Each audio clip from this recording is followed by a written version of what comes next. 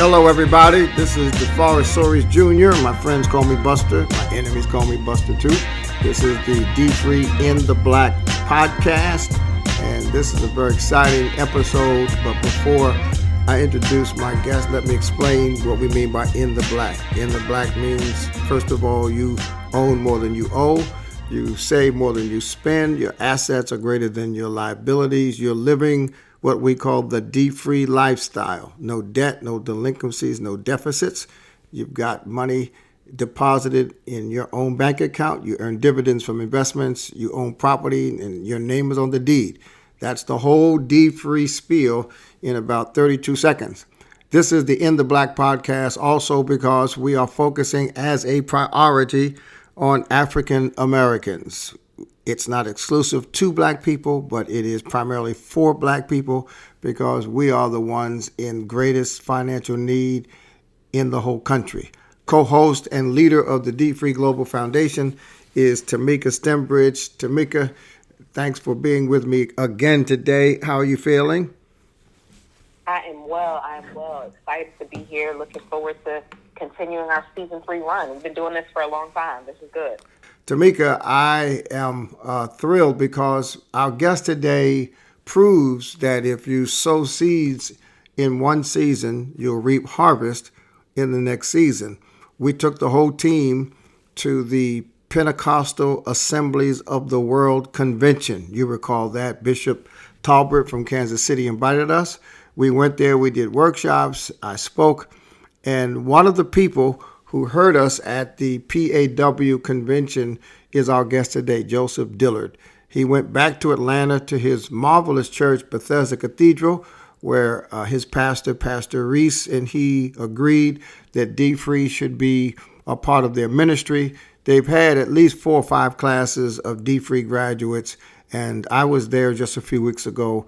He is probably one of the leading, most passionate, committed dfree leaders anywhere in America, and I wanted to introduce him to you. You haven't met him yet physically, but I want you to meet him through the podcast, and I want our audience to hear what it's like to be an ambassador for dfree, a local leader, someone transforming lives on the ground in the local church.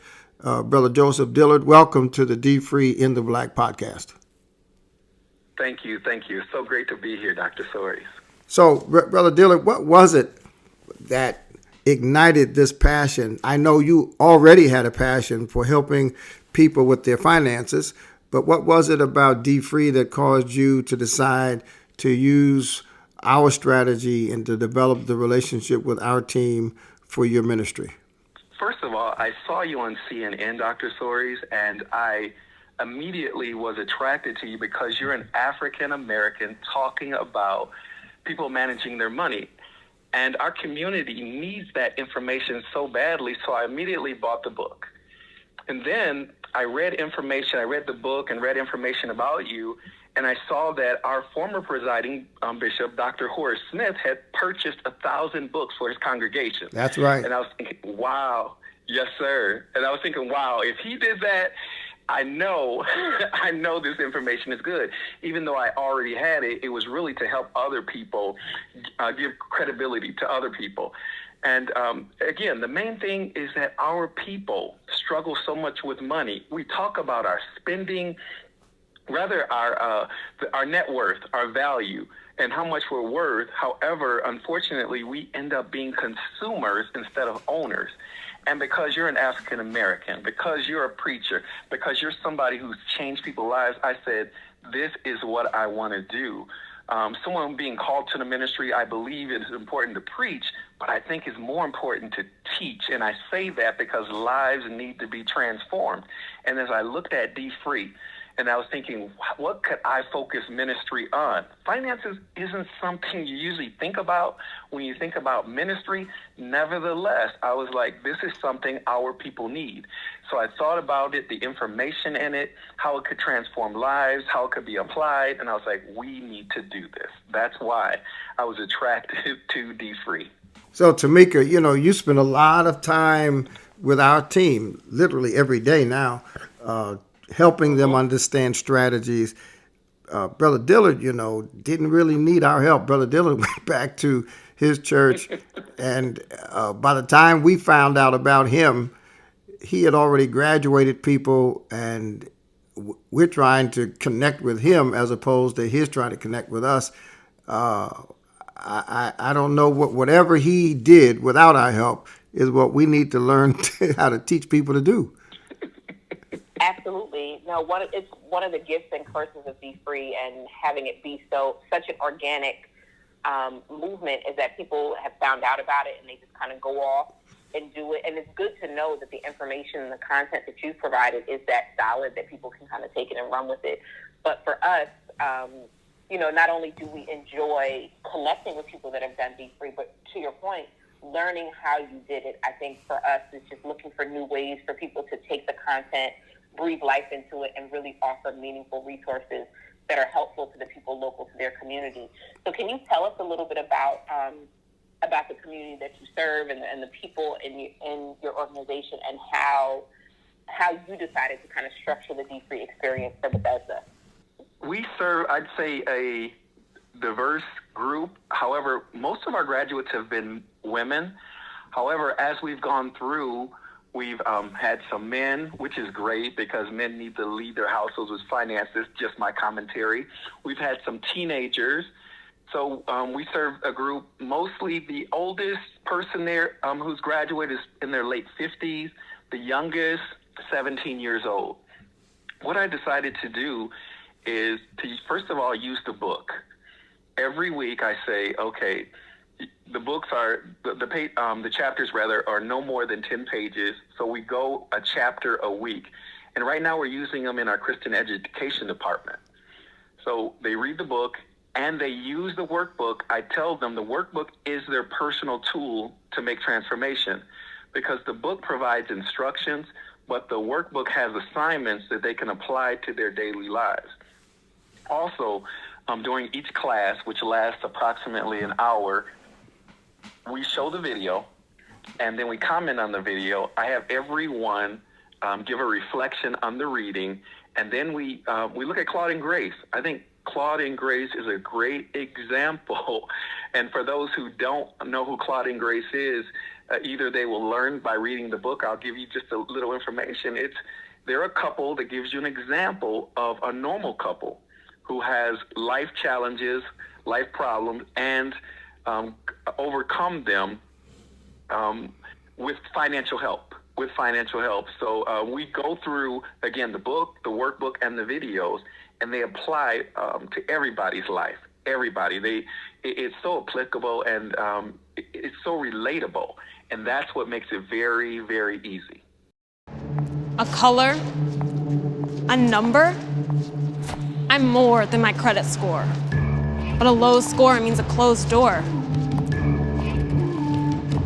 Higher interest rates for cars and mortgages. But change is easier than we think. With Credit Builder Plus, a simple loan can build your credit. So we can all get to where we want to be. Green. Let's get to green together.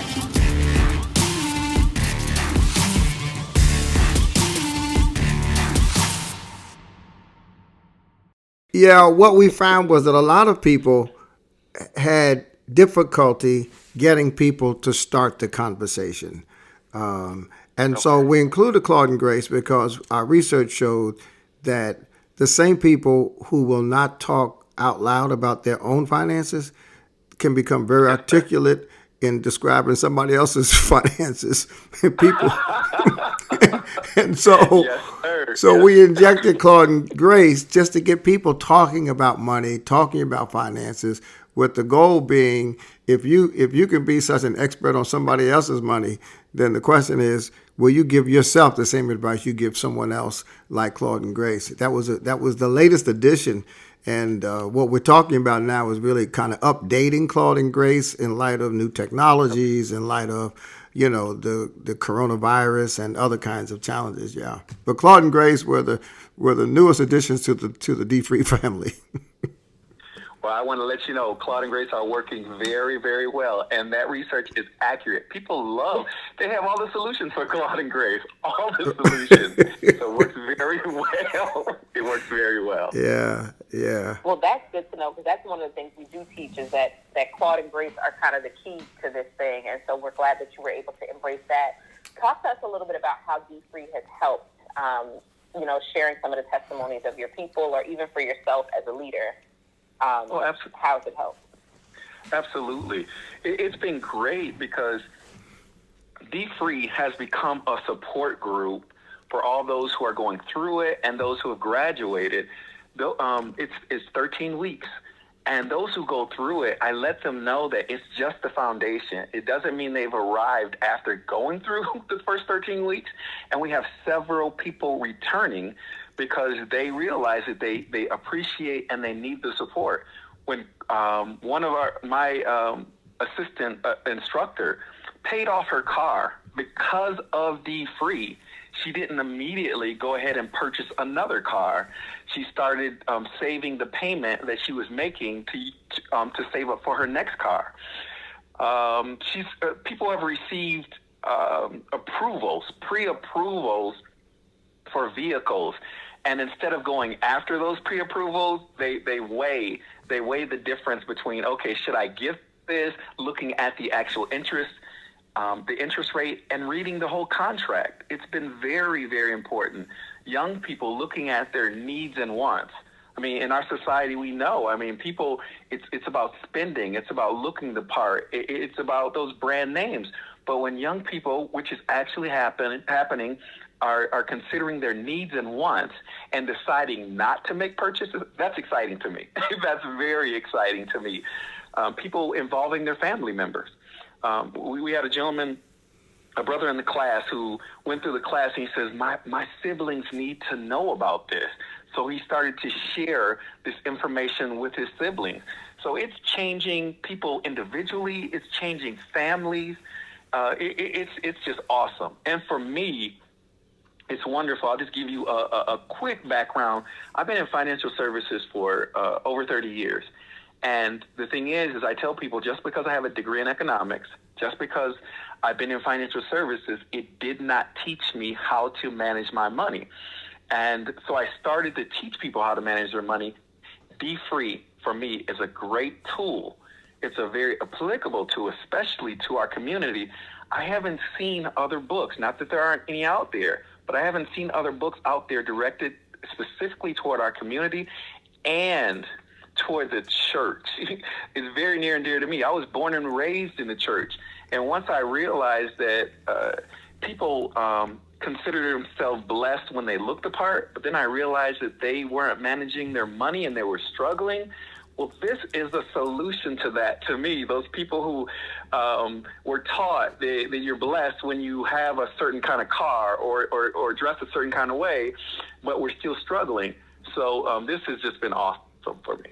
This has been awesome for me. And then I'm going to go a little further if you can. And I don't want to, we moved to Atlanta because my mother-in-law lives here and we wanted to be closer to her. I'm originally from the great state of Minnesota, Minneapolis, Minnesota.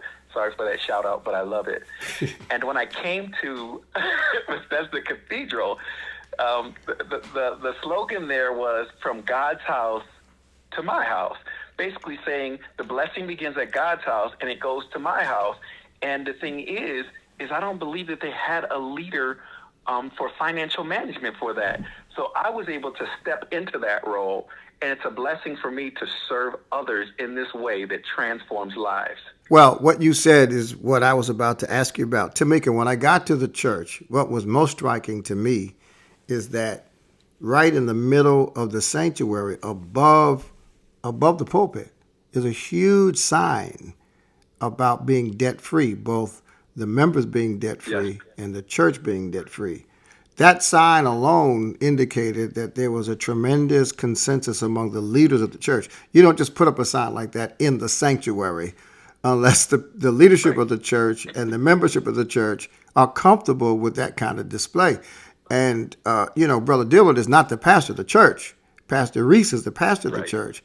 And when I went there on last Saturday afternoon, the pastor was there, the first lady was there, the first daughter was there. I mean, this was obviously a leadership commitment to a principle and a movement, and not just Brother Dillard kind of doing his own thing, in somebody else's ministry per se. So how did that happen? How did you and the pastor become so agreed to this strategy and to dfree? I don't want to sound too spiritual, but it is spiritual. I will tell you, like I said, I accepted my call to the ministry, and I'm looking going, what do you want me to do in this ministry, God? What do you want me to do? And as I was looking around, I actually asked my former pastor in Minnesota, I said, what do you think I should do? And he said, you are good with finances and helping people with finances. You should, your ministry should be in finances. So I hadn't heard that before. I was like, okay, he knows me. Then I was like, okay, Pastor Reese is my pastor now. Let me go to him. I said, Pastor Reese, what do you think I should be doing in ministry?